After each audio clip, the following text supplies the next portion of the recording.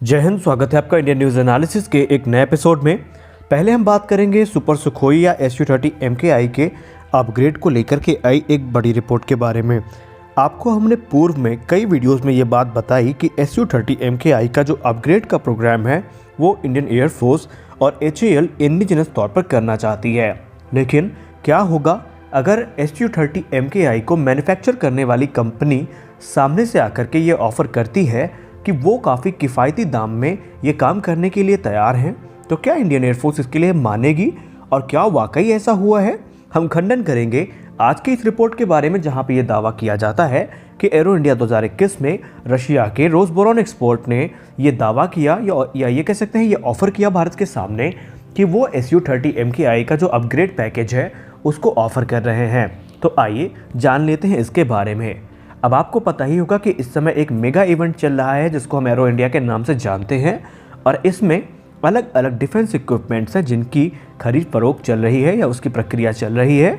वहीं कहीं ऐसे भी मिलिट्री प्लेटफॉर्म्स हैं जिनको अपग्रेड करने की कोशिश भारत की तरफ से की जा रही है, और उन्हीं प्लेटफॉर्म में शामिल है भारत का top frontline fighter SU-30 MKI। और रशिया के टॉप ऑफिशियल सर्गी कोर्नेव ने इस बात की जानकारी दी कि रशिया और इंडिया SU-30 MKI के अपग्रेड को लेकर के जो बातचीत है उसके फाइनल दौर में पहुंच चुके हैं। यानी कि जो बातचीत है वो काफ़ी एडवांस लेवल तक पहुंच चुकी है, और इसके लिए रशिया की जो आर्म सेलर है रोसबोरॉन एक्सपोर्ट इसके टॉप ऑफिशियल्स भारत के टॉप ऑफिशियल्स के साथ बातचीत कर रहे हैं।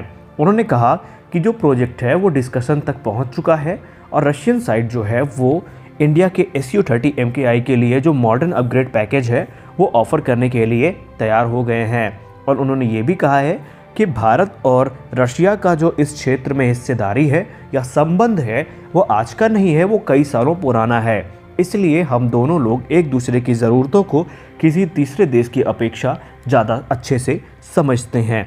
यही कारण है कि रशिया हर हाल में भारत की मदद करना चाहता है, और उन्होंने अपनी ये इच्छा भी जाहिर की है कि SU-30 MKI जो भारत में असेंबल किए जाते हैं HAL के द्वारा, उसको हर प्रकार के जो मॉडर्न एवियोनिक्स है, मॉडर्न सेंसर्स हैं और जो दूसरे क्रूशल अपग्रेड्स हैं वो देने के लिए वो इच्छुक हैं। अब यहाँ पे मैं आपको क्लियर कर दूँ, कहीं पे भी इस पूरी रिपोर्ट में इस बात का दावा नहीं किया गया कि ये सुपर सुखोई के बारे में बात हो रही है, लेकिन यहाँ पे ये माना जाता है कि शायद SU-30 MKI का जो इंजन है उसको अपग्रेड मिल सकती है। तो कुल मिलाकर के थोड़ी बहुत मदद अब रशिया से ले सकते हैं, और बाकी इंडिजिनस तौर पर हम SU-30 MKI को सुपर सुखोई में कन्वर्ट करने की क्षमता आप खुद विकसित कर चुके हैं।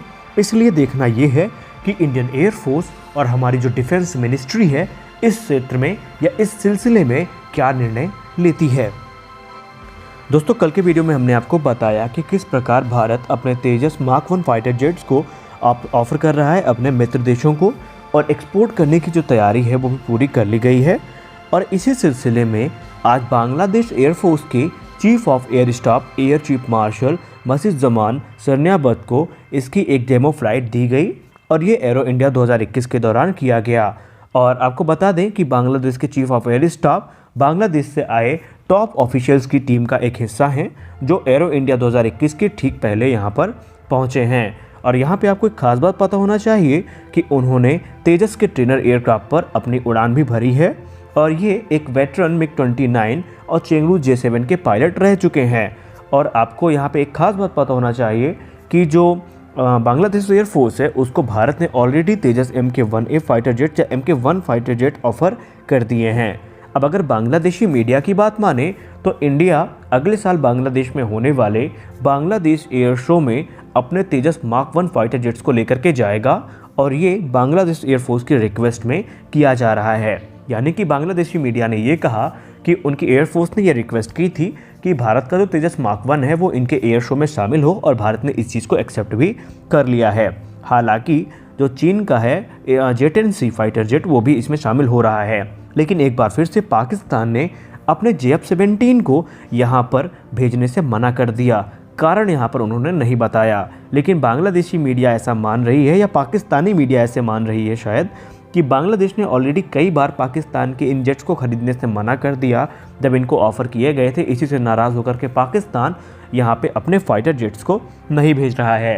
हालांकि मीडिया चाहे जो भी कहे, लेकिन एक बात तो तय है कि जहाँ जहाँ पे तेजस गया है वहाँ पर पाकिस्तान का JF-17 नहीं गया है। आपको याद होगा कई ऐसे एयर शो हुए हैं जब भारत का तेजस वहाँ पर शिरकत कर रहा था तो दूसरी तरफ पाकिस्तान का जो JF-17 था वो वहाँ पर मौजूद नहीं था। तो हो सकता है पाकिस्तान अपने इन एयरक्राफ्ट की कमज़ोरियों को छिपाने के लिए तेजस के सामने नहीं लाता हो, क्योंकि उसको पक्का पता है कि जब तेजस से इसका कंपटीशन होगा तो तेजस के पास जो टेक्नोलॉजिकल एज है वो JF-17 पर ज़रूर भारी पड़ेगी। यही कारण है कि शायद पाकिस्तान अपने इन फाइटर जेट्स को कभी भी तेजस के सामने लेकर के नहीं आता है। दोस्तों, एरो इंडिया 2021 जैसे जैसे आगे बढ़ रहा है, जो अलग अलग कंटेंडर्स हैं उनके ऑफ़र भी अलग अलग तरीके से सामने आ रहे हैं। अभी तक आपने बोइंग और लॉकहीड मार्टिन के कुछ प्रमुख जो ऑफर्स हैं उनको ही सुना था, लेकिन आज लॉकहीड मार्टिन ने कुछ ऐसी पेशकश की है जो निसंदेह चौंकाने वाली है।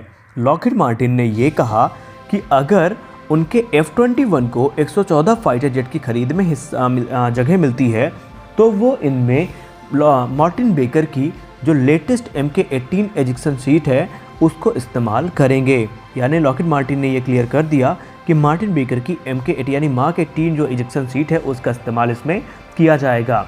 अभी तक F-16 में कॉलिंस एरोस्पेस की SS-2 नाम की इजेक्शन सीट का इस्तेमाल किया जाता था, लेकिन अब ये कंफर्म हो गया है कि F-21 जो कि एक रीब्रांडेड F-16 है उसमें IN-18E सीट का इस्तेमाल किया जाएगा, जो कि मार्टिन बेकर की मार्क 18 इजेक्शन सीट है।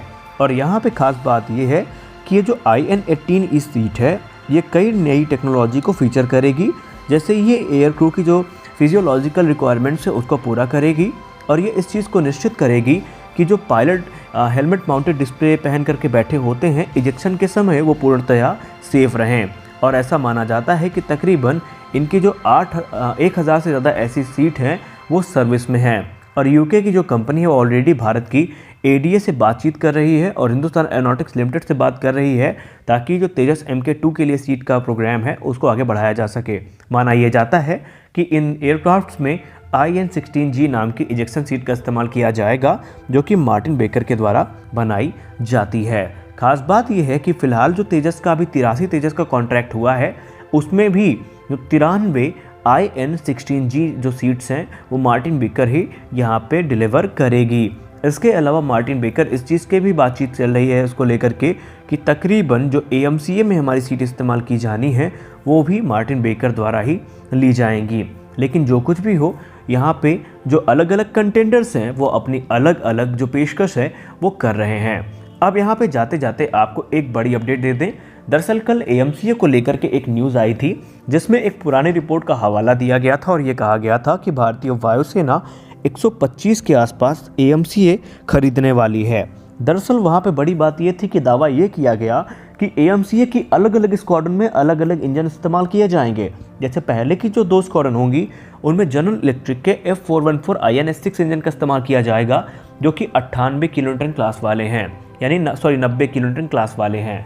लेकिन जो कुछ भी हो, यहाँ पर एक चीज़ और वहाँ पे बताई गई कि आगे चल के जो स्क्वाड्रन होंगी उनमें और अपग्रेडेड इंजन का इस्तेमाल किया जाएगा, जो कि 110 किलोन्यूटन के होंगे। लेकिन एक बड़ी बात वहाँ पे ये की गई कि कुछ AMCA ऐसे भी आएंगे फ्यूचर में जिनमें 125 किलोन्यूटन क्लास के इंजन इस्तेमाल किए जाएंगे। दरअसल आधिकारिक तौर पर अभी इंडियन एयरफोर्स ने इस पर कुछ नहीं कहा है, न HAL ने कुछ कहा है। ये महज जो विशेषज्ञ हैं उनकी बातें हैं, उनका ऐसा मानना है। दरअसल यहाँ पे लोगों ने इसका गलत मतलब निकाला। विशेषज्ञों का कहने का मतलब था कि भविष्य में जब जेट इंजन भारत बनाएगा, चाहे वो 110 किलोन्यूटन क्लास का हो या 125 किलोन्यूटन थ्रस्ट का हो, जो भी होगा वो फ्यूचर के जो AMC होंगे उनमें वही इस्तेमाल किए जाएंगे। लेकिन यहाँ पे इसका गलत मतलब निकाला गया। तो मिलते हैं अपने अगले वीडियो में, तब तक के लिए जय हिंद।